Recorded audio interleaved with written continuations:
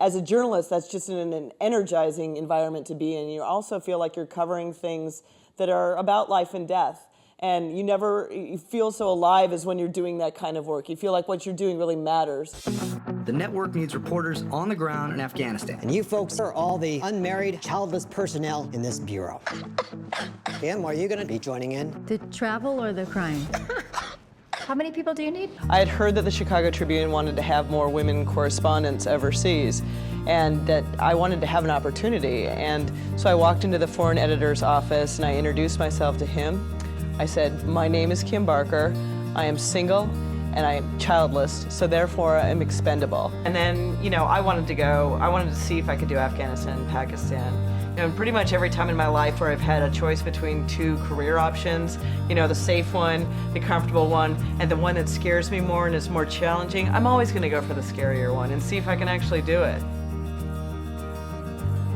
There was something about that country that just got under your skin. It was something about the people there, about how beautiful it was, about watching the West flood into this place, and the internet, TV, cell phones, Western style clothing.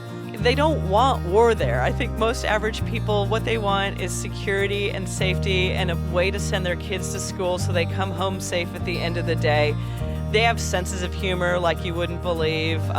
Everybody who reads English over there reads the book and they're like, oh, you get our sense of humor, you've got our sense of humor. I kind of found it, and I think a lot of the female reporters over there found it to be fine to be a woman. In fact, it was an advantage. You look at some of the best reporting that came out of Afghanistan, and it's going to be female reporters. And, it was like you had access to half the population, women, that it was more difficult for male reporters to get access to. It's like women would be more honest, I think, with another woman, especially given the cultural constraints. Some of the crazier things that happened to Kim in the movie that you might suspect, oh, that's made up for the movie, those things are true. Those things happened to Kim Barker.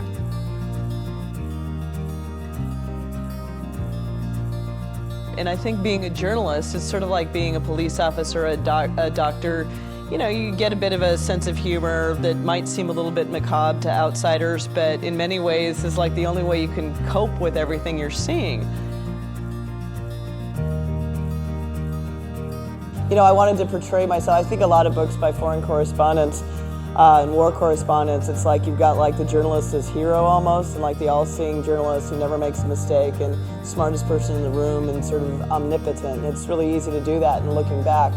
I didn't want to do that. I wanted to do a funny book and darkly comic, and you couldn't do that either by making fun of Afghans and Pakistanis, or, which I do that with leaders, definitely, but you got to make fun of yourself. And I also wanted to show what it was really like to go there and learn to do this job just by going.